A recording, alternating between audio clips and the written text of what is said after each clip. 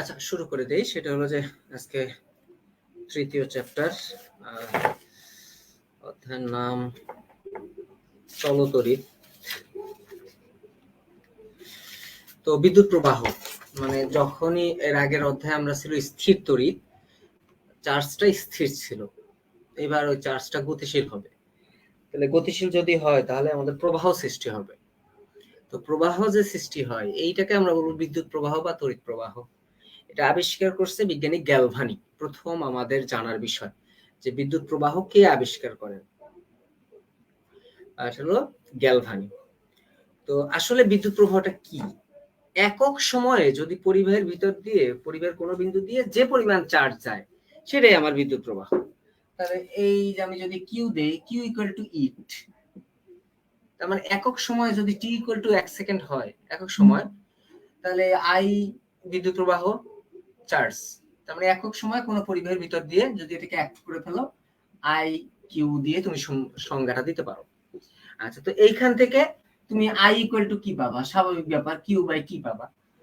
Q by T মানে কি বলো? উপরে কুলম, নিচে হলো সেকেন্ড, তার মানে 1 ampere equal to 1 coulomb per second. বুঝা গেছে? আচ্ছা, এখন এই যে বিদ্যুৎটা প্রবাহিত হয় উচ্চ বিভব থেকে নিম্ন বিভবে, এটা আমরা কিভাবে বুঝলাম? এটা বুঝলাম যে কাপ্তাই জলবিদ্যুৎ কেন্দ্রে ওখানে অনেক বিদ্যুৎ, আমার বাসায় কিন্তু কম বিদ্যুৎ, তাহলে ওইখানের বিদ্যুৎটা আমার এখানে আসতেছে, তার মানে বেশি থেকে কমে আসতেছে। মনে রাখবা যে এই যে বেশি উচ্চ বিভব থেকে নিম্ন বিভবে যায় বিদ্যুৎ, তার বিপরীতে যায় ইলেকট্রন, তার মানে ইলেকট্রন যাচ্ছে নিম্ন থেকে উচ্চে, ইলেকট্রন যায় উল্টা। তার মানে তোমাকে দেখো, চিন্তা করো যে কম জায়গা থেকে, গরিব থেকে বড় লোক হইতে হবে, তাহলে উল্টা পাল্টা কাজ করা লাগবে, ঠেলা লাগবে। তাহলে এই যে ঠেলা লাগতেছে, এইটাকে আমরা কি বলবো জানো? এটাকে আমরা বলবো তারণ বেগ, মানে তারায় যাওয়া। এই ঝুমো, এই ঝুমো, এদিকে আসো। এইখানে চা পড়ছে, এটা রাখছে এখানে, আমি ফেলছি। ওই যে একটা কাপড় নিয়ে আসো তো, কাপড় নিয়ে এসে আমাকে দাও, ওইটা মুছো, না দাগ পড়ে যাবে। তাহলে দেখো, তাহলে নিম্ন থেকে উচ্চে যে যাওয়ার বেগ, এটাকে বলা হয় তারণ বেগ, মানে তারায় দেওয়া বেগ। এই তারণ বেগকে আমরা কি দিয়ে প্রকাশ করব? ভি দিয়ে। তাহলে ভি সমান, মনে রাখবা, আই বাই নাই, আই বাই নাই, ভি সমান আই বাই নাই, এনটা ছোট হাতের মানে সংখ্যা আর কি। V equal to I by নাই, এটাও মনে রাখা যায়। অথবা তুমি মনে রাখতে পারো আই ইকুয়াল টু নেভি, এখান থেকে দেখো I equal to navy, I equal to navy.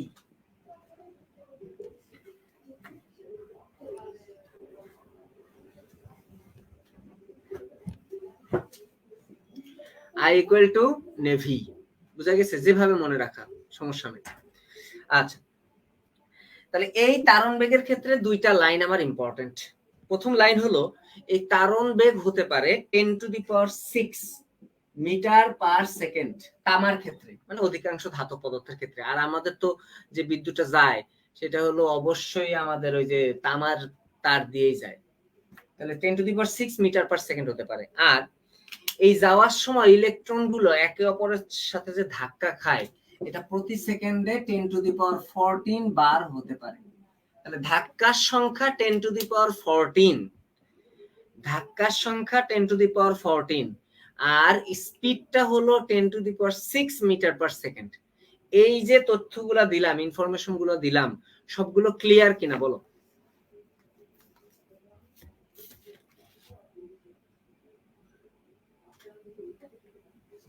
Last একটা সহজ, সেটা হলো যে এই বিদ্যুৎ মাপা হয় কি কোন যন্ত্র দিয়ে? অ্যামিটার দিয়ে। অ্যামিটার দিয়ে আমরা মাপতে পারবো।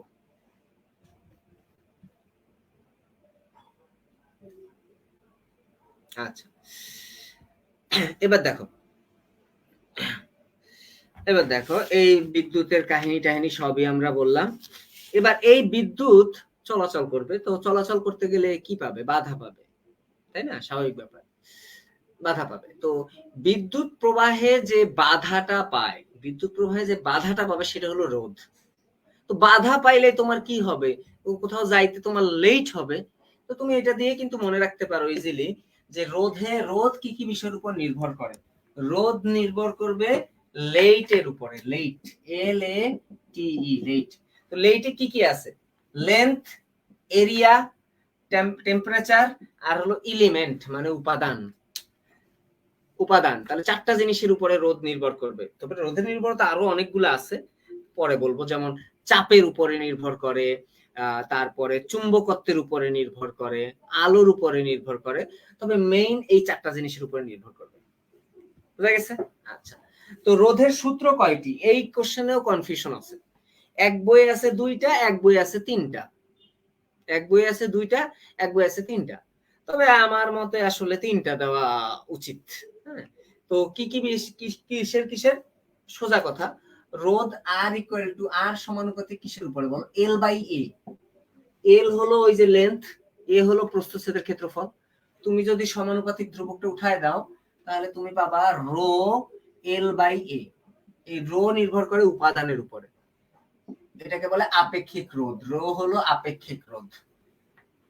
তাহলে এখন দেখো, এখান থেকে প্রচুর পড়াশোনা আছে। প্রচুর পড়াশোনা কি, আমি জাস্ট তোমাকে পড়াশোনার সিস্টেমটা শেখাবো। সেটা হলো, এখান থেকে অনেকবার মেডিকেলের কোশ্চেন আসছে। যদি দৈর্ঘ্য দ্বিগুণ করা হয়, রোধের পরিমাণ কেমন হবে? যদি ব্যাসার্ধ দ্বিগুণ করা হয়, রোধের পরিমাণ কি হবে? ব্যাসার্ধ যদি অর্ধেক করা হয়, রোধের পরিমাণ কি হবে? প্রস্থচ্ছেদের ক্ষেত্রফল যদি 4 গুণ করা হয়, রোধের পরিমাণ কি হবে?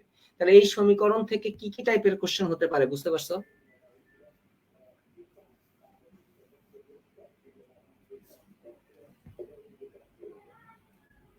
বুঝতে পারছো? বিভিন্ন ধরনের হতে পারে। এটা তুমি মুখস্থ করতে পারবে না। এটা মুখস্থ করতে গেলে তুমি কি বলবো, তুমি ভুলে যাবা, তোমার ভুল হবে, মুখস্থ করা যাবে না। এখানে বসায় মিলায় তারপর অ্যান্সার করা লাগবে পরীক্ষার হলে। ক্লিয়ার? আচ্ছা, এরপর দেখো, এখান থেকে তুমি রো সমানই বের করতে পারো। রো ইকুয়াল টু কি?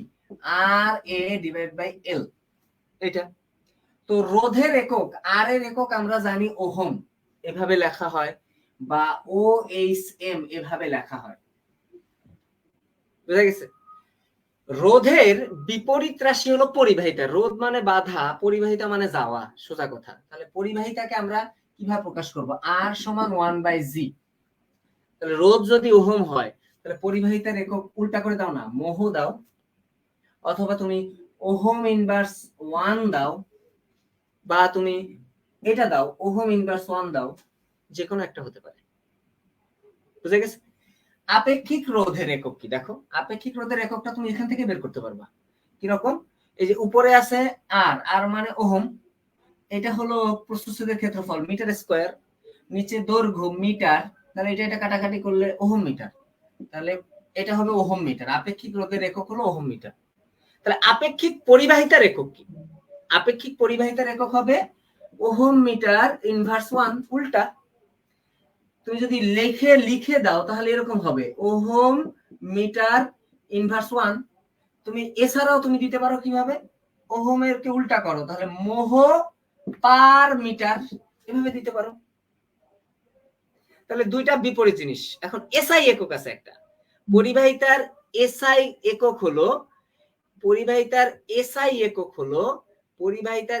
একক হলো siemens. SI siemens, SI siemens. তাহলে প্রত্যেকটা জিনিস আমি কিন্তু কোনোটা মুখস্থ করতে বলি না, জাস্ট তুমি একটার বিপরীত সাজায় মাজায় লিখে ফেলবা, পারবা না? আর পরিবাহিতা নিয়ে আমি অবশ্য তোমাদের ক্লাসও নিছি যারা আগে ভর্তি, তোমাদের তড়িৎ রসায়ন অধ্যায়ে পড়াইছিলাম, মনে আছে? তড়িৎ রসায়ন অধ্যায়ে যে পড়াইছিলাম পরিবাহিতা, সিমেন্স ইনভার্সন, তারপরে সিমেন্স ইকুইভ্যালেন্ট, এরকম অনেক কিছু পড়াইছিলাম। এবং এই সব জায়গা থেকে প্রচুর কোশ্চেন আসে, এগুলা ভুল করলে চান্স পাওয়ার হার কমে যায়। আচ্ছা, তাহলে রোধের কাহিনীগুলো আমরা শিখলাম, রোধের বিপরীত রাশি শিখলাম। আচ্ছা, এবার দেখো পরিবাহিতা শিখলাম, আপেক্ষিক পরিবাহিতা কি তা শিখলাম। এখন কিছু কিছু জিনিস আছে যে, ধরো এই যে রোধের সাথে যে তাপমাত্রার সম্পর্ক, রোধের সাথে তাপমাত্রার সম্পর্ক হলো সমানুপাতিক। তার মানে রোধ যত বাড়বে, পরিবাহীর তাপমাত্রা যত বাড়বে, রোধ তত বাড়বে। তাহলে চিন্তা করো, তাপমাত্রা যত কমবে, তুমি যদি তাপমাত্রা কমাইতে থাকো তাহলে রোধ কমতে থাকবে। তো এরকম কমাইতে কমাইতে কমাইতে কমাইতে তুমি এমন একটা তাপমাত্রায় গেলা যেখানে রোধ শূন্য হয়ে যায়। যদি রোধ শূন্য হয়ে যায় তখন তাকে আমরা বলবো অতি পরিবাহিতা, অতি পরিবাহিতা বা সুপার কন্ডাক্টর। এবং এই সুপার কন্ডাক্টর টপিকসটাও তোমাদেরকে আমি পড়াইছি তড়িৎ রসায়নে, আবার এখানে পড়াচ্ছি। তো তুমি শুধু মনে রাখবা আর সমানুপাতিক টি, মানে রোধের সাথে তাপমাত্রার সম্পর্ক হলো সমানুপাতিক, ঠিক আছে? আচ্ছা, তো তিনটা জিনিসের, তিনটা না দুইটা জানলে হবে, সিরামিক পদার্থটা লাগে না। আমি বলছিলাম যে সীসা কত ডিগ্রিতে অতি পরিবাহী হবে? সীসা 66, এভাবে মনে রাখতে বলছিলাম। সীসা 66 মানে -266 ডিগ্রি সেন্টিগ্রেড তাপমাত্রায় অতি পরিবাহী হয়। পারদ মার্কারি এ অতি পরিবাহিত হয় -269 ডিগ্রি সেন্টিগ্রেড তাপমাত্রায়। আর কিছু সিরামিক পদার্থ আছে, কিছু সিরামিক পদার্থ সংকেত অনেক ভেজালিলা সংকেত। এই সিরামিক পদার্থের সংকেতটা শোনো, সংকেত হলো Bi2, লিখলে দেখতে পাবা না। সিরামিক পদার্থের সংকেত Bi2, SR2, Ca2, Cu3O7, এটা একটা সিরামিক পদার্থ। এ অতি পরিবাহী হয় -163 ডিগ্রি সেন্টিগ্রেড। দেখো প্রত্যেকটা তাপমাত্রা কিন্তু মাইনাস, তার মানে যত নিচে যাচ্ছ তত সে সুপার কন্ডাক্টর হচ্ছে। তাহলে এই অতি পরিবাহিতা টপিকসটা কি বুঝতে পারছো? ছোট ছোট টপিকস, আমি টপিকস ওয়াইজ পড়াবো, ভুল করা যাবে না। এই সংকেত মনে রাখার প্রয়োজন নাই, এটা একটা সিরামিক পদার্থ। এখন সময় আছে তাই দিলাম আর কি, আর কিছুই না।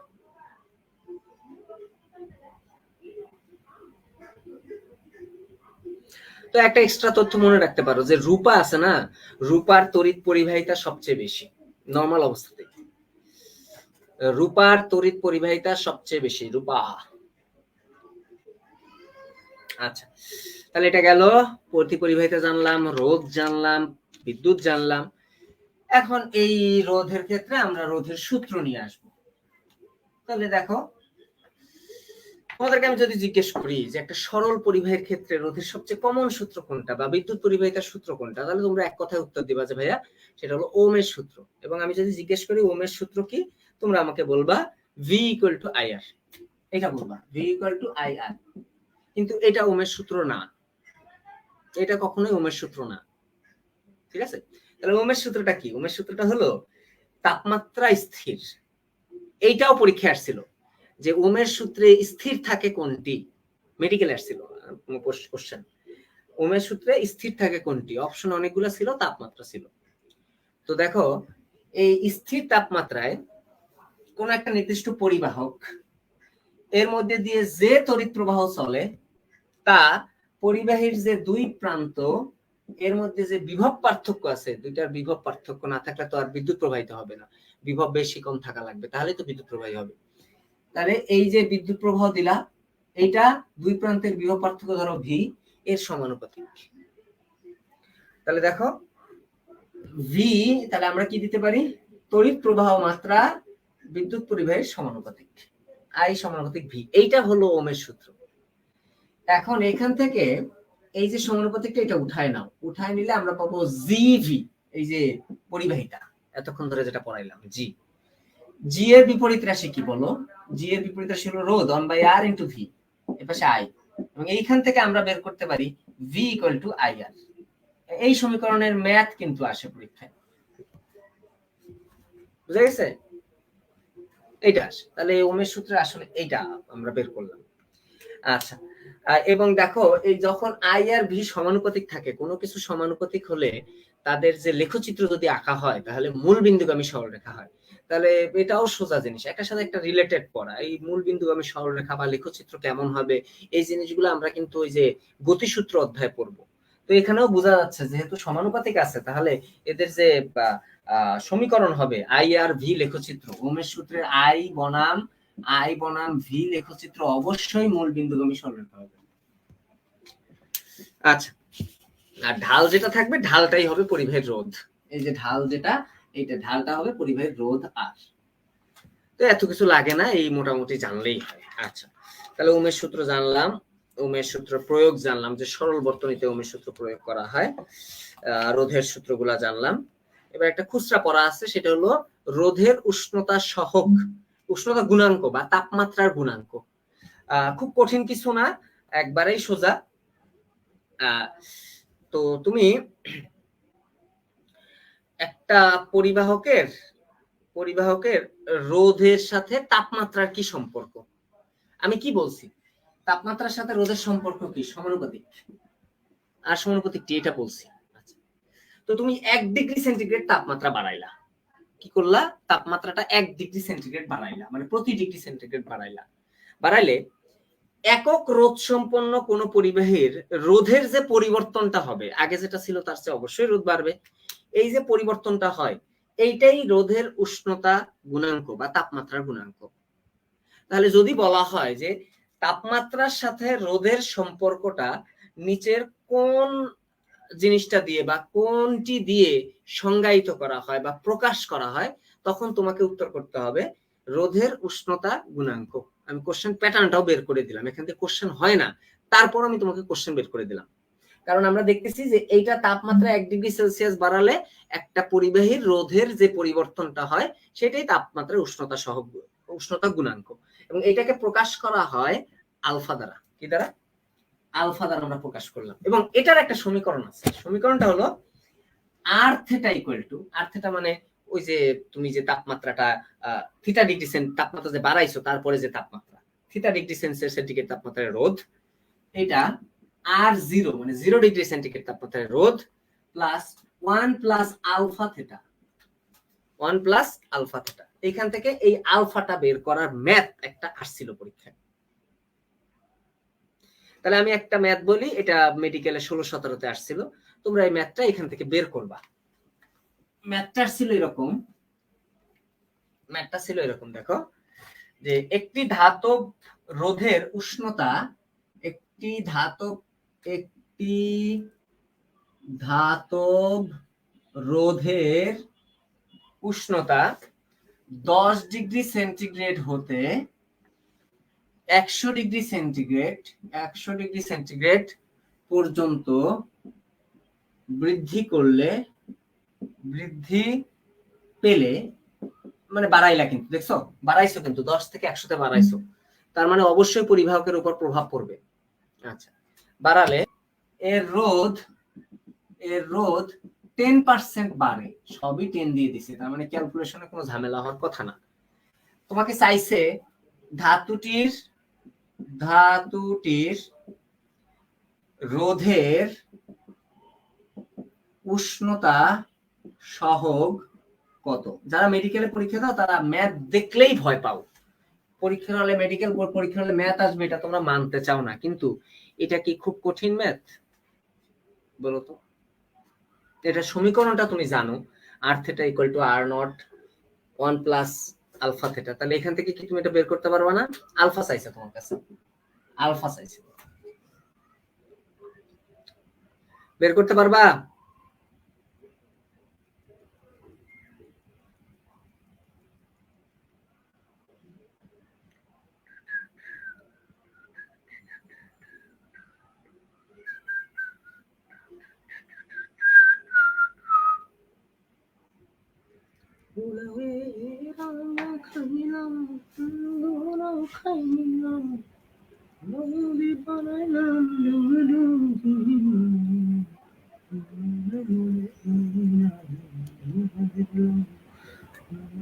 আমি তো উত্তর শুনতে চাই না, আমি বলছি যে এই টাইপের ম্যাথ আসলে পারবি কিনা। হ্যাঁ পারবো, ঠিক আছে। ওকে, তো এখান থেকে কিছু পদার্থের উষ্ণতা সহগ একটু মুখস্থ করে নিও, তাহলে হবে। এরা এই মুখস্থ বলতেও ঝামেলা হয়। আচ্ছা, তাহলে এটা জানলাম, অতিপরিবাহিতা, রোদের উষ্ণতা সহগ জানলাম। ওকে,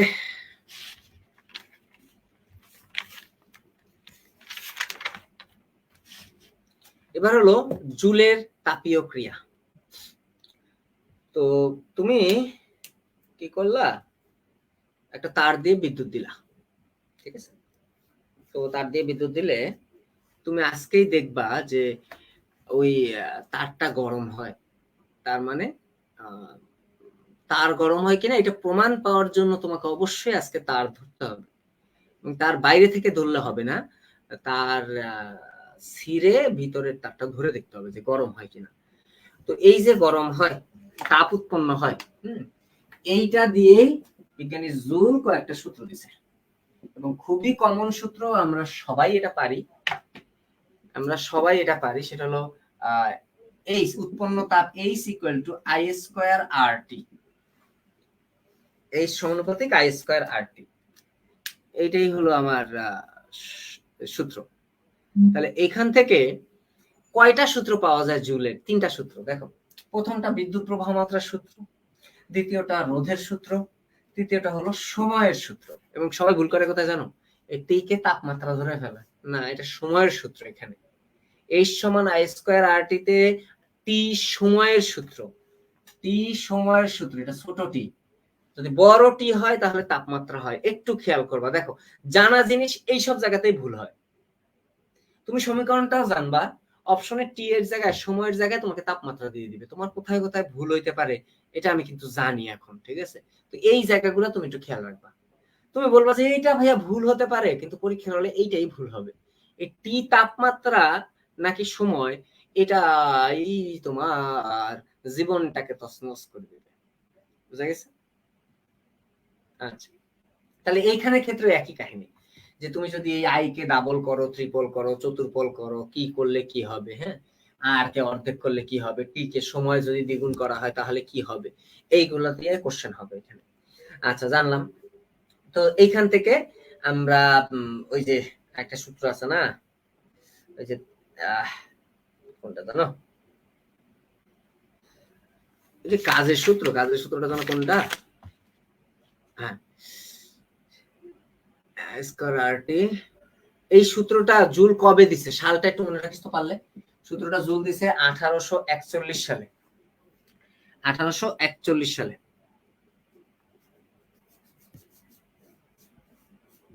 জুল 1841 সালে দিছে। আচ্ছা, এখন দেখো ডাব্লিউ সমানুপাতিক এইচ, মানে কি, যে কাজটা হয়েছে উৎপন্ন তাপের সমানুপাতিক। এই যে কাজ আর তাপ, ওই যে ইসে আছে ফিজিক্সের এ অধ্যায় না, তাপগতিবিদ্যাতে। তো এখানে ডাব্লিউ সমান সমানুপাতিক যদি উঠাই দাও তাহলে কি জে এইচ আসে। এই জে কি, এই জে হলো তাপের যান্ত্রিক সমতা, জে হলো তাপের যান্ত্রিক সমতা বা তুল্যাঙ্ক। এই জে নির্ণয়ের দুইটা পদ্ধতি আছে।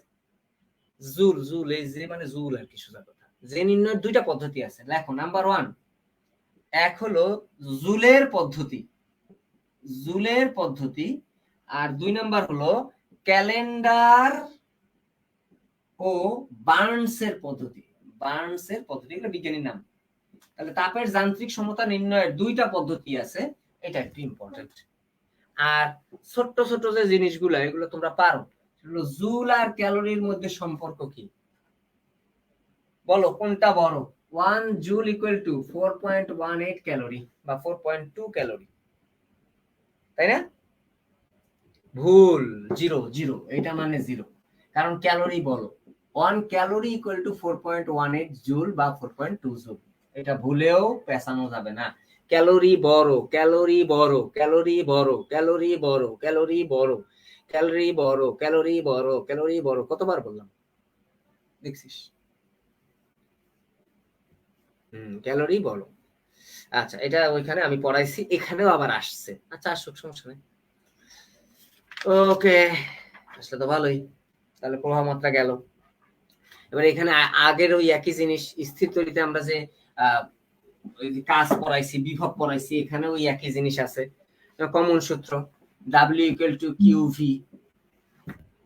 Q ইকুয়াল টু কি IT, তাহলে VIT, তাহলে W ইকুয়াল টু VIT, বিদ্যুৎ শক্তির বৈদ্যুতিক শক্তির সমীকরণ। তাহলে এখান থেকে যদি ম্যাথ আসে পারতে হবে, এই অধ্যায়ে আছে কমন জিনিস।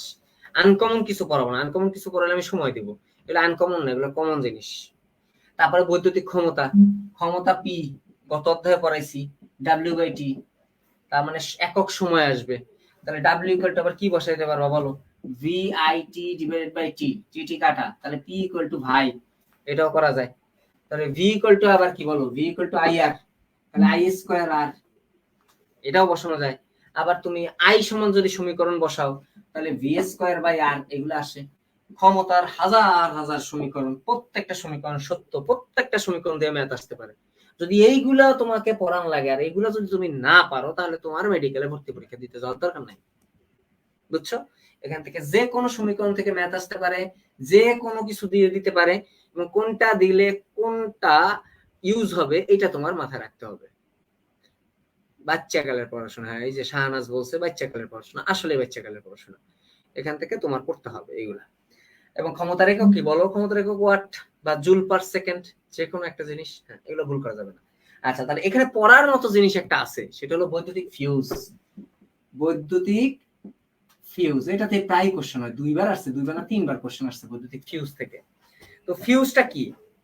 ধরো অতিরিক্ত বেশি, অনেক বেশি তড়িৎ প্রবাহ আসলো বাসায়, তাহলে তোমার তো যন্ত্রপাতিগুলো নষ্ট হয়ে যাবে। তো এই যন্ত্রপাতিকে নষ্ট থেকে বাঁচানোর জন্য শ্রেণী সমবায়, মনে রাখবা, বৈদ্যুতিক ফিউজ লাগানো হয় শ্রেণী সমবায়ে। আর শান্ট নামক একটা জিনিস আছে, যেটা ওই গ্যালভানোমিটারে লাগানো হয়, সেটা লাগানো হয় সমান্তরাল। তাহলে ফিউজ আমার লাগাবো কিসে? শ্রেণীতে লাগাবো। ফিউজ শ্রেণীতে লাগাবো, ফিউজ শ্রেণী সমবায়।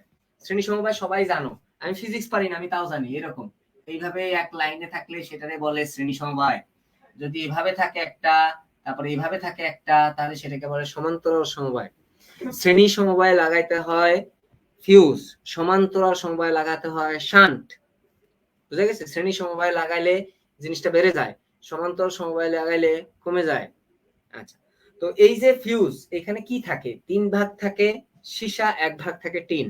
এর গলনাঙ্ক 300 ডিগ্রি সেন্টিগ্রেডের নিচে থাকে। বুঝা গেছে? আর এই যে এই যে এর গাঠনিক যে উপাদানটা, সেটা নিম্ন গলনাঙ্ক বিশিষ্ট সংকর ধাতু ব্যবহার করা হয়। লিখে রাখো, ফিউজ আর শান্ট না পড়লে তুমি জীবনে মানুষ হবে না, এটাই লিখে রাখো। ফিউজ আর শান্ট না পড়লে তোমার জীবনে মানুষ হওয়ার চান্স কম।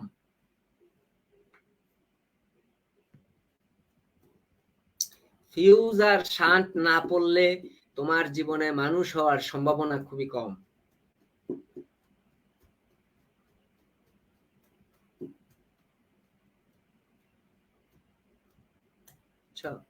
কম গলনাঙ্ক 300 ডিগ্রি, এগুলো ঠোঁটের আগায় থাকা লাগবে। 3 ভাগ সীসা, 1 ভাগ টিন, 300 নিচে রাখা হয়, এই জিনিসগুলা লাগবেই। আচ্ছা, এখন এই ক্ষমতা থেকে একটা ডিফারেন্ট টাইপের কোশ্চেন আসে। সেই কোশ্চেনটা হলো যে, ওই যে কোনো একটা বাতির গায়ে 220 ভোল্ট 60 ওয়াট লেখা আছে, এটা লেখা দিয়ে বলবে বাল্বটির ভিতর দিয়ে বিদ্যুৎ প্রবাহ কত। আমাকে বলো এটা পারো কিনা?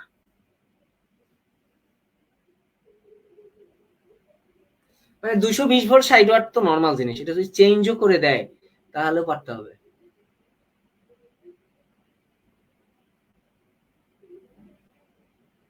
তাহলে এইখান থেকে যদি এই টাইপের কোশ্চেনটা আসে ক্ষমতা থেকে, পারবা না। ওয়াট দেওয়া আছে, এটা তো ক্ষমতা। ভি দেওয়া আছে, ভি দেওয়া আছে, তাহলে যদি ওয়াট দেওয়া থাকে, ভি দেওয়া থাকে, আই বের করতে বলতে পারে, তাহলে ইজিলি পি ইকুয়াল টু ভাই সমীকরণ দিয়ে বের করে ফেলবা। হ্যাঁ, তো তোমার যেটা দেবে সেটা দিয়ে বের করবা। ম্যাথ কোশ্চেন প্যাটার্ন বুঝতে হবে তোমার, যে কি কোশ্চেন হতে পারে, এই টাইপের কোশ্চেন হতে পারে। আচ্ছা, ফিউজ তারের বৈশিষ্ট্য, ক্ষমতার একক, এইগুলোই আসে পরীক্ষায়, এর বাইরে কিছু আসে না। ওকে, যেমন একটা ডেন্টালে একটা কোশ্চেন আসছিল অনেক আগে, যে একটা বৈদ্যুতিক স্টোভের গায়ে 1000 ওয়াট আর 200 ভোল্ট লেখা আছে। 1000 ওয়াট আর 200 ভোল্ট লেখা আছে, এবং চাইছে কি জানো, বলছে যে এর রোধ কত ওহম, রোধ কত ওহম। তাহলে এটা কিন্তু আবার তুমি সরাসরি বের করতে পারবা না, কারণ তোমার ওয়াট দেওয়া আছে, পি দেওয়া আছে, ভি দেওয়া আছে, চাইছে রোধ। তার মানে এই সমীকরণটা বসায়া পারা যাবে তো, এইটা এই যে এটা বসাও, কারণ তোমার পি দেওয়া আছে, ভি দেওয়া আছে, তাহলে আর বের হয়ে যাবে, বুঝছো? তাহলে যে সমীকরণের ম্যাথ দিক না কেন, পারবা না?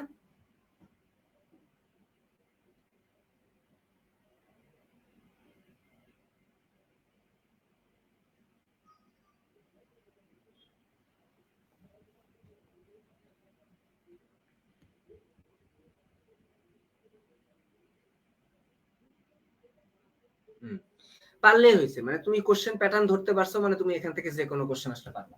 এবার না, এই মেডিকেলে তো একটা অধ্যায় থেকে আসলে একটা কোশ্চেন আসে কিনা, এটাই তো ফিজিক্সের ক্ষেত্রে একটা অধ্যায় থেকে একটা কোশ্চেন আসে মানে অনেক কিছু, এটা তো নিশ্চয়তা দেওয়া যায় না। তো তোমাকে প্রত্যেকটা টপিকসে কোনটা থেকে কি ধরনের কোশ্চেন আসতে পারে এটা তো তোমার জানতে হবে। আচ্ছা, তো এখান থেকে আর দুইটা ছোট ছোট জিনিস আছে, ওয়াট ঘন্টা, কিলো ওয়াট ঘন্টা। এই কিলো ওয়াট ঘন্টা পড়াইছি, এগুলা আর পড়াবো না, স্থিরতরিতে পড়াইছি। ঠিক আছে, স্থিরতরিতে পড়াইছি। হ্যাঁ, বিদ্যুৎ প্রবাহ কত, আর কত, এগুলো বের করতে পারবা। আচ্ছা, তো এই যে বিদ্যুৎ প্রবাহ, মানে বিদ্যুৎ দিলে তাপ উৎপন্ন হয়, এটার কিছু ব্যবহারিক প্রয়োগ আছে, এগুলো তোমাদের সিলেবাস থেকে বাদ দিছে, কিন্তু বিভিন্ন জিনিস আমি অ্যাড করে পড়াই, তো যার কারণে এটা একটু পারলে লিখে নাও।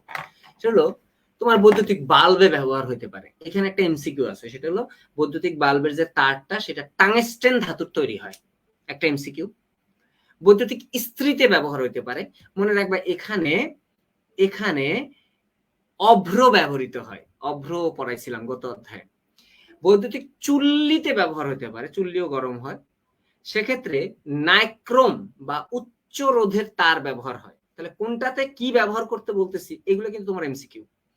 বৈদ্যুতিক ফিউজে তো আগেই বলছি, শ্রেণী সমবায়ে নিরাপত্তার উপকরণ হিসেবে ব্যবহৃত হয়।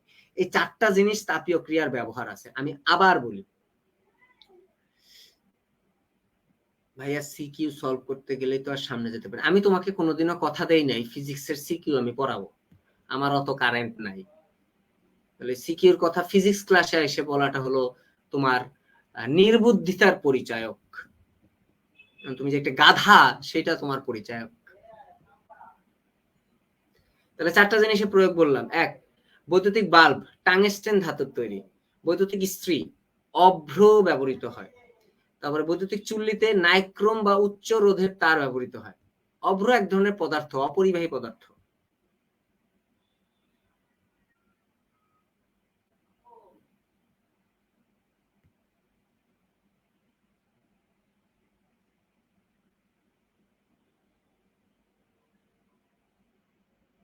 আচ্ছা,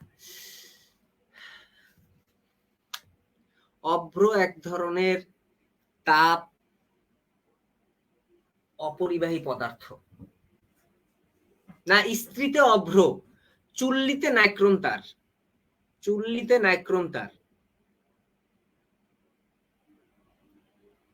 আচ্ছা, এখন কিছু এক্সট্রা জিনিস পড়াবো, এক্সট্রা জিনিসগুলা শুনবা, পরে রেকর্ড থেকে দরকার হলে নোট করে নিবা। এখন তোমার ক্লাসের মধ্যে তোমার কেউ নোট করতে বলে নাই, রেকর্ড দেখবা আবার, তোমার জন্য আমি রেকর্ড এমনি রাখি না। ভালো করে শুনো, এতক্ষণ কি করলাম, বিদ্যুৎ দিলাম, তাপ উৎপন্ন হলো। প্রত্যেকটা ক্রিয়ারই একটা অপোজিট দিক আছে। তাহলে বিদ্যুৎ দিলে যদি তাপ হয়, তাহলে তাপ দিয়েও বিদ্যুৎ করা যায়। তার মানে তাপ দিয়েও তুমি বিদ্যুৎ উৎপন্ন করতে পারবা। তাপ বিদ্যুৎ কেন্দ্র তো এরকমই। তো এই প্রক্রিয়াকে তাপ বিদ্যুৎ ক্রিয়া বা থার্মো ইলেকট্রিক ক্রিয়া আছে।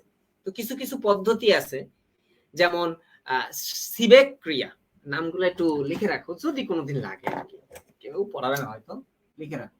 সিবেক ক্রিয়া, মেডিকেল ক্লাসগুলো তো কেউ বইয়ের বাইরে পড়াইতেই চায় না, বই দাগায় দেয়, এগুলা বইয়ে নাই, এগুলা চাইলে একটু শিখে নাও, কাজে লাগবে।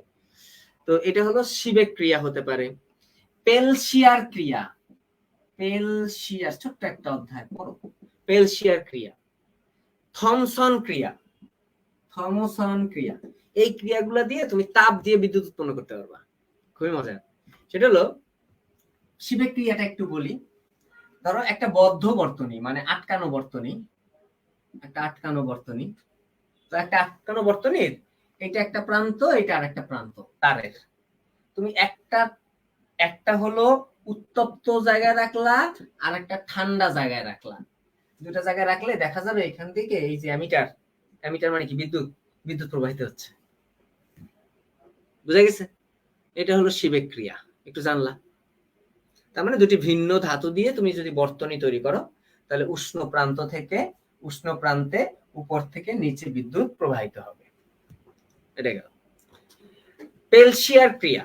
এখানে দেখো কোনো ব্যাটারি লাগতেছে না কিন্তু, তাহলে সিবেক ক্রিয়ায় কোনো ব্যাটারি লাগে না, সিবেক ক্রিয়ায় ব্যাটারি লাগে না।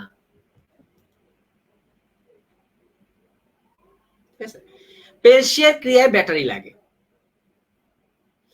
পেলশিয়ার ক্রিয়াটা কিরকম? একই, এই একটা প্রান্ত, এই একটা প্রান্ত, এ আর বি প্রান্ত, একটা ব্যাটারি দিলা, ব্যাটারিতে এভাবে প্রকাশ করা হয়, কোষ প্রকাশ করা হয় এভাবে, একটা দিকে ব্যাটারি অনেকগুলো দিলে, এই দিকে এ প্রান্ত একটা, বি প্রান্ত একটা। তো যখন তুমি ব্যাটারি দিবা তখন দেখবা যে একটা প্রান্ত গরম হয়েছে, একটা প্রান্ত ঠান্ডা হয়েছে। তার মানে বলাই যায় যে সিবেক ক্রিয়ার উল্টাটাই হলো পেলশিয়ার ক্রিয়া। সিবেক ক্রিয়ার উল্টাটাই হলো পেলশিয়ার ক্রিয়া।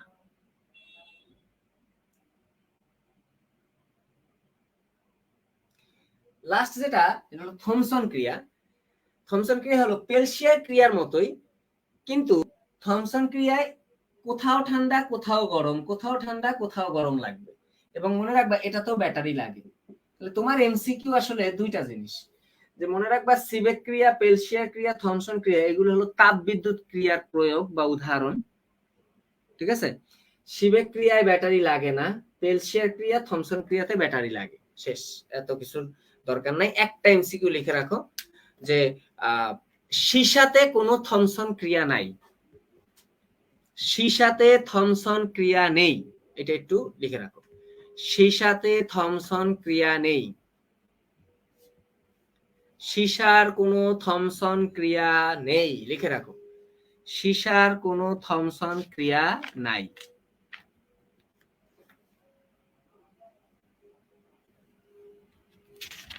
সীসার কোনো থমসন ক্রিয়া নাই।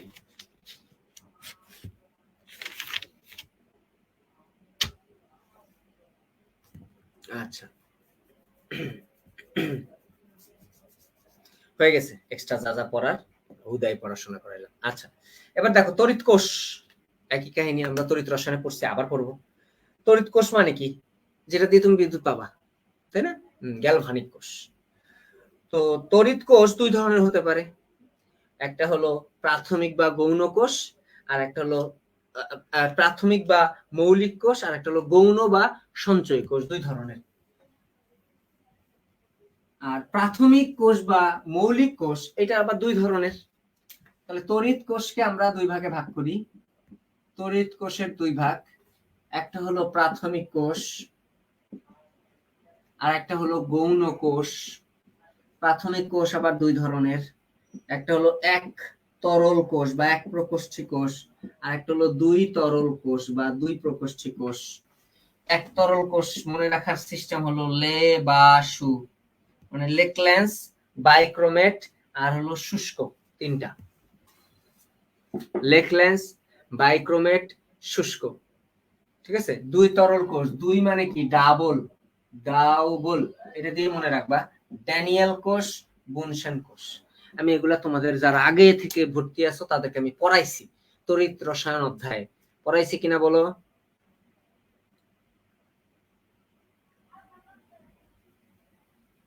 এবং ওখানে অনেকগুলো তোমাদের ইএমএফ শিখাইছি, ইএমএফ গুলো এখানেও লাগবে অধ্যায়। তড়িৎ কোষ যেহেতু আছে, পড়লা একটু। আচ্ছা, তো এইখান থেকে এই তড়িৎ কোষের যে শক্তিটা তাকে আমরা বলবো তড়িৎ চালক শক্তি। তড়িৎ কোষের শক্তিকে আমরা বলবো তড়িৎ চালক শক্তি, যেটাকে আমরা এপসাইলন বা ই দ্বারা প্রকাশ করব। এপসাইলন বা ই দ্বারা প্রকাশ করব। সোজা কথা, তড়িৎ চালক শক্তির সংজ্ঞা কি জানো? যে চালিকা শক্তি বর্তনীতে বিদ্যুৎ প্রবাহ বজায় রাখে। যে চালিকা শক্তি বর্তনীতে বিদ্যুৎ প্রবাহ বজায় রাখে তাকে আমরা বলবো তড়িৎ চালক শক্তি। ঠিক আছে? তো এদের সমীকরণটা কি? এবার আসি এই ফিজিক্সের পড়ায়, এগুলো কেমিস্ট্রিতে আমরা পড়বো, আবার পড়বো, সমস্যা নেই। যারা নতুন ভর্তি হয়েছে তারাও আবার পাবা। তো এখান থেকে একটাই সমীকরণ, আমি এইভাবে ডাইরেক্টলি পড়াই। I equal to E by R plus R. I equal to E by R plus R. I equal to E by R plus R. এটা দিয়ে ম্যাথ ট্যাথ সব লাগবে। I equal to E by R plus R. তাহলে এখানে আইটা কি? বিদ্যুৎ প্রবাহ। ইটা হলো তড়িৎ চালক শক্তি, আরও জানি এটা হলো রোধ। তাহলে এই স্মল আরটা কি ভাইয়া? স্মল আর হলো অভ্যন্তরীণ রোধ। অভ্যন্তরীণ রোধ বুঝাই দিচ্ছি এটা কি। ধরো একটা battery, pencil battery, Olympic battery. তো অলিম্পিক ব্যাটারি খোলা অবস্থায় এর ইএমএফ কত থাকে? 1.5 লেখা থাকে, 1.5 ভোল্ট। এখন তুমি যদি এটাকে 1 বছর রেখে দাও, এটা কিন্তু কোনো বর্তনীর সাথে যুক্ত নাই, এটা কিন্তু খোলা আছে। বর্তনীর সাথে যুক্ত না থাকলেও তুমি 1 বছর পর দেখবা, যদি মেপে দেখো এই 1.5 ভোল্ট ওর নাই, তাহলে ওরটা কমে যায়, এই তড়িৎ চালক শক্তিটা কমে যায়। এই যে কারণে কমে যায় সেটাই হলো তার অভ্যন্তরীণ রোধ। বুঝা গেছে? অভ্যন্তরীণ রোধ। এখন কথা আছে, তাহলে অভ্যন্তরীণ রোধ কি কি বিষয়ের উপর নির্ভর করবে? অভ্যন্তরীণ রোধ তোমার নির্ভর করবে ইন্টারনাল রেজিস্ট্যান্স, আর কি আইআর দিয়ে প্রকাশ করা হয়, সোজা কথা। অভ্যন্তরীণ রোধ নির্ভর করবে তোমার ভিতরে যা যা জিনিস আছে তার উপরে, বাইরের কিছুর উপরে না। তাহলে ভিতরে কি কি জিনিস আছে বলো? ভিতরে কি কি? তুমি এই কোষে কি সক্রিয় রাসায়নিক বস্তু ব্যবহার করছো তার উপরে। নাম্বার 2, কোষের যে পাত আছে কোষের ভিতরে, এই পাতদ্বয়ের মধ্যবর্তী দূরত্ব কত তার উপরে নির্ভর করবে। পাতদ্বয়ের আকার কেমন, এটা কি ছোট নাকি বড়, এটার উপরে নির্ভর করবে। লাস্ট যেটা, এর অভ্যন্তরীণ তাপমাত্রার উপর নির্ভর করবে। তাহলে অভ্যন্তরীণ রোধ 4টা বিষয়ের উপর নির্ভর করে, আমি যেটা বললাম সেটা কোথায় মনে রাখবা, সবই ভিতরের জিনিসপত্র। নাম্বার 1, কোষে তুমি কি ধরনের কেমিক্যাল ব্যবহার করছো তার উপরে, এটা পুরাটা লিখবা বা পুরোটা বই থেকে খুঁজে বের করবা। কোথায় আছে আমি বলে দেবো না, বোল্ড হরফ বা কারো বইয়ের দাগানো বইয়ে, কোনো কোচিং এর দাগানো বই এটা পাবা না, এটা খুঁজে বের করবা। তাহলে রাসায়নিক বস্তুর উপরে নির্ভর করে, পাতদ্বয়ের আকারের উপরে নির্ভর করে, পাতদ্বয়ের মধ্যবর্তী দূরত্বের উপরে নির্ভর করে, আর ওর ভিতরে তাপমাত্রার উপর নির্ভর করে। এই আই আর আর বুঝা গেছে? আচ্ছা, এবার দেখো, আমি বলছিলাম এটার ভোল্ট ছিল 1.5, কমে গেছে। তো ওই যতটুকু কমে যায় ওইটাই তোমার নষ্ট ভোল্ট বা লস্ট ভোল্ট। তাহলে নষ্ট ভোল্ট বা লস্ট ভোল্ট আমরা পাইলাম, একে আইআর দিয়ে প্রকাশ করা হয়। আইআর। তাহলে নষ্ট ভোল্টকে কি দিয়ে প্রকাশ করা হয়? আইআর দিয়ে প্রকাশ করা হয়।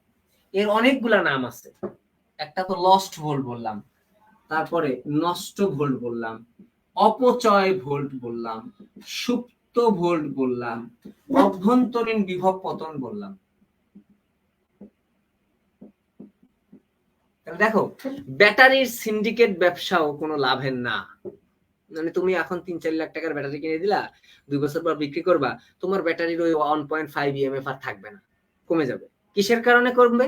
অভ্যন্তরীণ রোধের কারণে কমবে। অভ্যন্তরীণ রোধ কি কি বিষয়ের উপর নির্ভর করে? ভিতরের জিনিসপত্রের উপর নির্ভর করে। যতটুকু কমে গেল তার নাম কি? নষ্ট ভোল্ট। নষ্ট ভোল্টের অন্য নাম কি? অপচয় ভোল্ট, সুপ্ত ভোল্ট, অভ্যন্তরীণ বিভব পতন।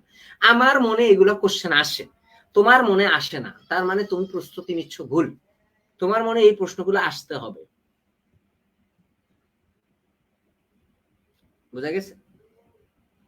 তোমার মনে এই প্রশ্নগুলো আসলেই তুমি পারবা যে এই যে ব্যাটারি ব্যবসাটা করব, তাহলে সেটা কি কি বিষয়ের উপর নির্ভর করবে, লস হবে নাকি লাভ হবে, এই এই এই জিনিসগুলা, হ্যাঁ এইগুলো আমার লাগবে। বুঝা গেছে? আচ্ছা, সমীকরণ জানলাম, সমীকরণ থেকে ম্যাথ লাগবে। I equal to E by R plus R, এটাতে ম্যাথ আসছেও পরীক্ষায়। আচ্ছা, এবার দেখো, এই ই সম্পর্কে যাবতীয় আমি জানলাম। এখন তোমাকে আমি যদি বলি ই ও ভি এই দুইটা জিনিসের মধ্যে পার্থক্যটা একবারে ঠোঁটের আগায় লাগা লাগবে। ঠোঁটের আগায় না, তোমার বিবেক থাকলেই হবে। ই মানে কি বলতো? ই মানে তো টোটাল তড়িৎচালক বল, আর ভি মানে একটা পরিবাহীর দুই প্রান্তের বিভব পার্থক্য। বুঝা গেছে? তো আমাকে শুধু বলো যে ই আর ভি এর মধ্যে কোনটা বড় কোনটা ছোট?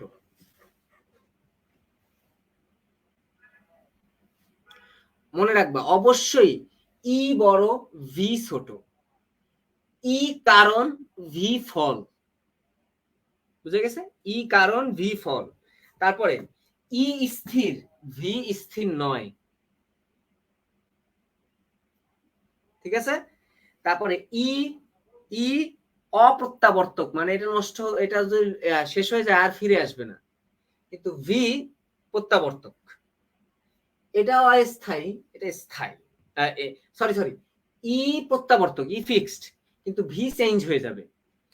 ই হলো স্থায়ী, ভি হলো অস্থায়ী।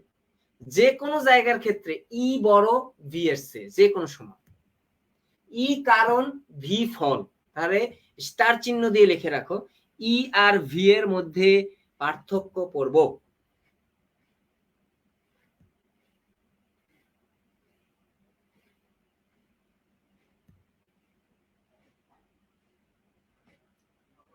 ই আর ভি এর মধ্যে পার্থক্য, ই আর ভি এর মধ্যে পার্থক্য বা তুলনা লাগবেই। ই আর ভি লাগবেই। এখান থেকে সত্য মিথ্যা টাইপ কোশ্চেন হবে, যে নিচের কোনটি তড়িৎচালক, বলেই দিলাম কি টাইপের কোশ্চেন হবে। নিচের কোনটি তড়িৎচালক বলের ক্ষেত্রে সত্য নয়, নিচের কোনটি বিভব পার্থক্যের ক্ষেত্রে সত্যি নয়, এই টাইপের কোশ্চেন গুলা। আচ্ছা, তাহলে অনেক কিছু শিখলাম। ওকে, এবারে আসি এই যে ওমের সূত্র আমরা যেটা পড়লাম। তো ওমের সূত্র দিয়ে আমরা সরল বর্তনীর বিদ্যুৎ প্রবাহ মাত্রা এবং রোধ নির্ণয় করতে পারবো, কারণ V ইকুয়াল টু IR।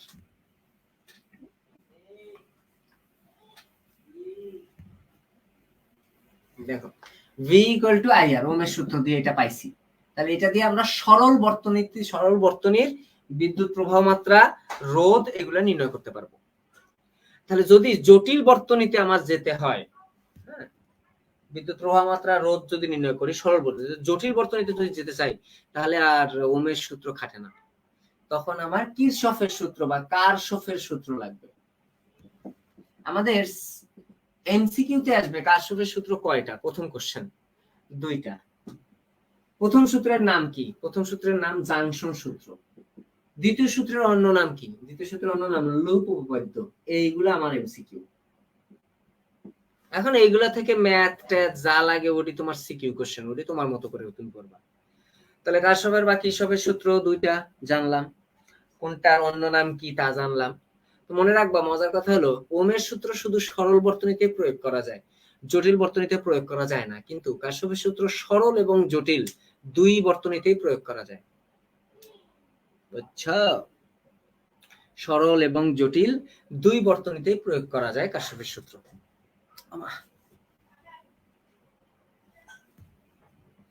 আবার প্রথম সূত্রটাকে জাংশন সূত্র, দ্বিতীয় সূত্রটাকে কিন্তু ভোল্টেজ সূত্র বলে। আমি শুনছিলাম ভোল্টেজ সূত্র মনে হয় বলে। হ্যাঁ, লঘু উপপাদ্য বা ভোল্টেজ সূত্র। জাংশন সূত্র সোজা, যতগুলা আসবে যতগুলা বের হবে সবগুলা সমষ্টি রাখবে 0। তাহলে তোমাকে যদি এইভাবে ম্যাথ দেয় যে একটি জটিল বর্তনীতে 4 ওহম এবং 5 ওহমের রোধ আসলো, 3 ওহম এবং 4 ওহমের রোধ গেল গা, তাহলে এদের থাকবে কতটুকু বা কি টাইপের? এটাতে কোশ্চেন বানানো যায় না, তা আমি চাইলে বানাতে পারি, বানাবো না, কিন্তু আসতে পারে। মনে রাখবে এদের সমষ্টি শূন্য হবে। বুঝে গেছে? আচ্ছা, এবার দেখো, লেখো কারশফের সূত্রের প্রয়োগ। কারশফের সূত্রের প্রয়োগ কোথায় কোথায় করা যায়?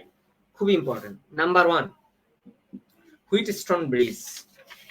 Number 1, Wheatstone bridge. হুইটস্টোন ব্রিজে প্রয়োগ করা যায়। নাম্বার 2,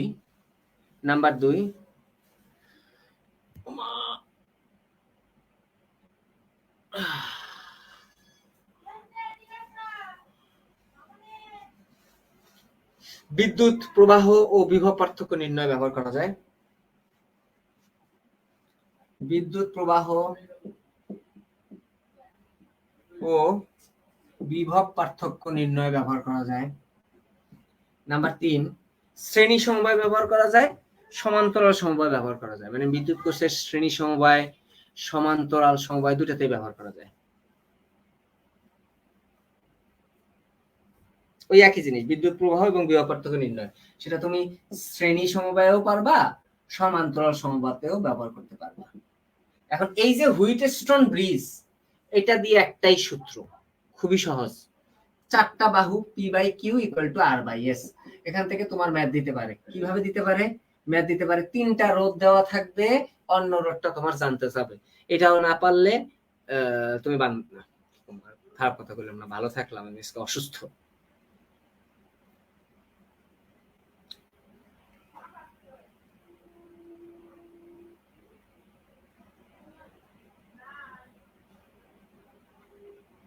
তাহলে হুইটস্টোন ব্রিজের সূত্র কি? P/Q = R/S।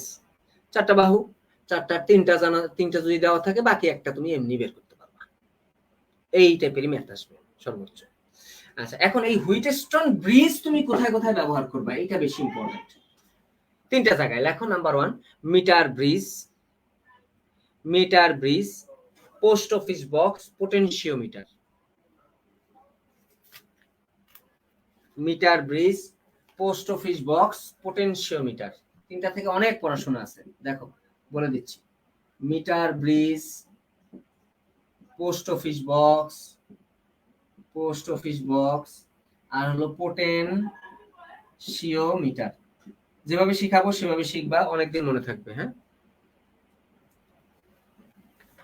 দেখো মিটার ব্রিজ নাম হয়েছে কেন? কারণ 1 মিটার দৈর্ঘ্যের তার ব্যবহৃত হয়, তাই।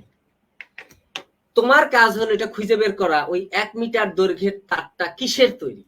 আমি বলে দেব না, বই থেকে খুঁজে বের করবা, ইসাক স্যারের বই থেকে। ঠিক আছে?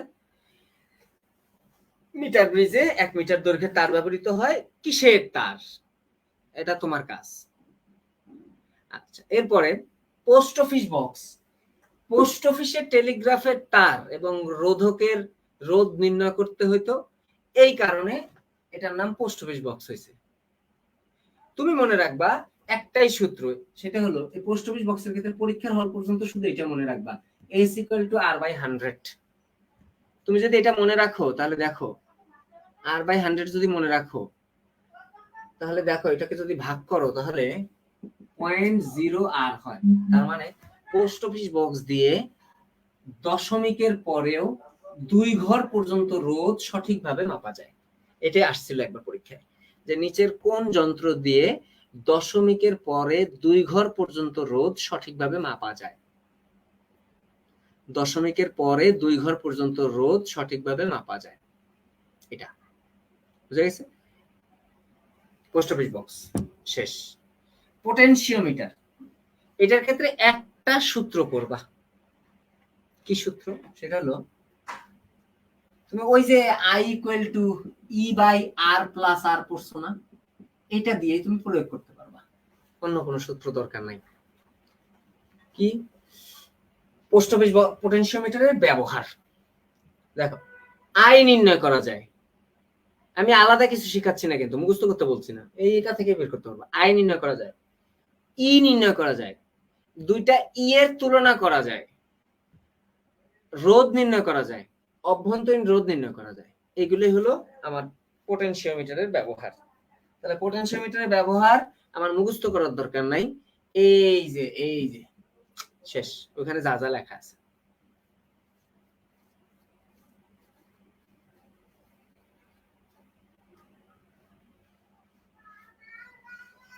একটা কোশ্চেনের উত্তর দাও তো। হুইটস্টোন ব্রিজের নিষ্পন্দ অবস্থায় বিদ্যুৎ প্রবাহ কি সর্বোচ্চ হবে, না সর্বনিম্ন হবে, না শূন্য হবে? কোনটা হবে? হুইটস্টোন ব্রিজের নিষ্পন্দ অবস্থায়, হুইটস্টোন ব্রিজের নিষ্পন্দ অবস্থায় কি হবে?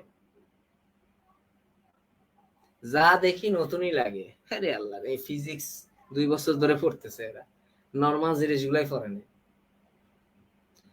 সিয়াম বলছে 0 হবে। হ্যাঁ, আসলেই 0 হবে, নিষ্পন্দ অবস্থায় 0 হয়। ঠিক আছে, তাহলে পোটেনশিওমিটার এবং পোটেনশিওমিটারে কয়টা তার ব্যবহৃত হয়, কিসের তার, এটাও আমি তোমাকে বাড়ির কাজ দিলাম।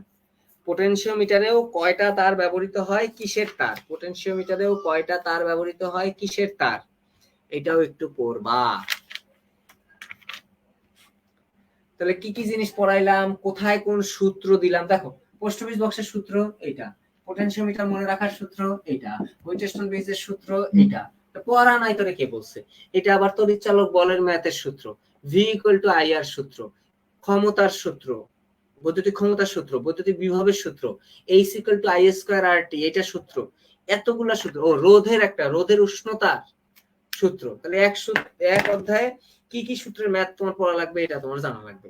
আরেকটা জিনিস কিন্তু আমি তোমাদেরকে ওই যে ধারকত্বে পড়াইছিলাম, যে ধারকের সমবায় আর রোধের সমবায় একসাথে পড়বা, বুঝা গেছে? রোধের সমবায় কি ছিল? রোধের দুইটাই সমবায়, একটা হলো সমান শ্রেণী আর একটা হলো সমান্তরাল। শ্রেণী সমবায় হলো R S equal to R one plus R two plus R three টুট টুট টুট। সমান্তরাল সমবায় one by R P equal to one by R one plus one by R two plus one by R three. আরেকটা আছে রোধের সমবায়। বলো রোধের সমবায় দুইটা না তিনটা? রোধের সমবায় দুইটা না তিনটা বলতে পারো কেউ? রোধের সমবায় দুইটা, কিন্তু কোষের সমবায় গেলে কিন্তু তিনটা। কোষের একটা মিশ্র সমবায় আছে, এইখান থেকে ম্যাথ আসবে।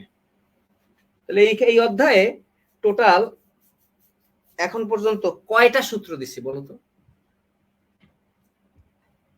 কয়টা সূত্র দিছি?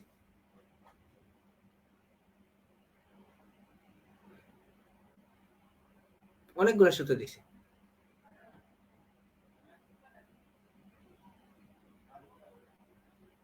ক্যাপাসিটরের উল্টা।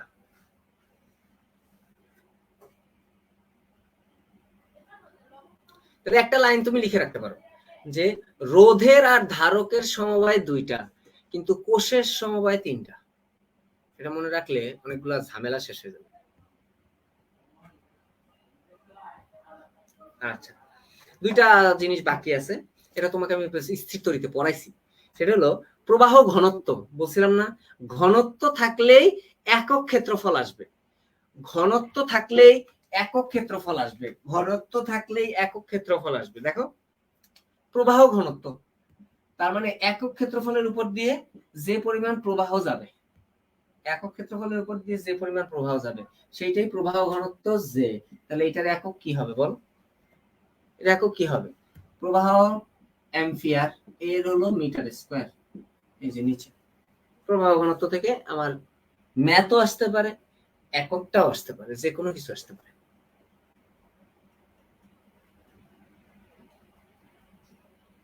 রোধের এক জায়গায় আছে দুই, এক জায়গায় আছে তিন, তবে আমি দুই পড়াই, কি করব বল?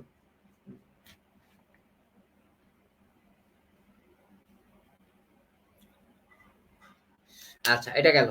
আর একটা টপিক বাকি আছে, এইটা আমি তোমাকে বাড়ির কাজ দিলাম তোমাদের সবাইকে, সবই তো পড়ানো যাবে না, তাই না? তাহলে তো তোরা বাসায় পড়বি না। আজকে প্রথম যায় বাসায় যে টপিকটা পড়বি বা সবগুলা গ্রুপে যে টপিকটা নিয়ে আলোচনা হবে সেটা হলো শান্ট। এবং আমি নেক্সট পরীক্ষায় শান্ট থেকে বেশি না 3টা কোশ্চেন দিব। শান্ট থেকে 3টা কোশ্চেন দিব। শান্ট বলছি, শান্টের ইজি পড়াগুলো আমি বলে দিছি। শান্ট হলো সমান্তরালে ব্যবহার হয়। তারপরে হলো শান্ট কেন ব্যবহার করা হয়? শান্ট হলো ওই যে বাঁচানোর জন্য যন্ত্র। তারপরে এটা কি? এটা হলো অল্প মানের রোধ, তা জানলাম। তো শান্টের ক্ষেত্রে শান্টের গুণাঙ্ক কাকে বলে? শান্টের গুণাঙ্ক হলো G plus S, G plus S divide by S, এটা শান্টের গুণাঙ্ক বা শান্টের গুণক ক্ষমতা, এগুলা বলা হয়। শান্টের বিদ্যুৎ প্রবাহ, যন্ত্রের প্রবাহ, এই জিনিসগুলা লাগবে। তাহলে আগে শান্ট, 3টা কোশ্চেন দিব শান্ট থেকে, এবং ঘুরায় পেঁচাই দিব। আগে বলে দিলাম শান্টের কোশ্চেন গুলো ভুল করা যাবে না। অধ্যায় কি কঠিন লাগছে? খুব বেশি সময় লাগছে, 1 ঘন্টাও লাগে নাই অধ্যায় শেষ করতে। অধ্যায় কঠিন লাগছে?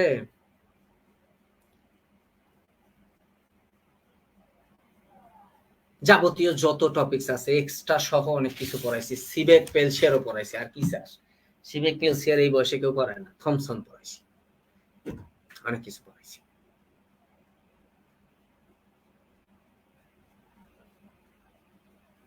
সহজ অধ্যায়, বাবু টাইপের অধ্যায়।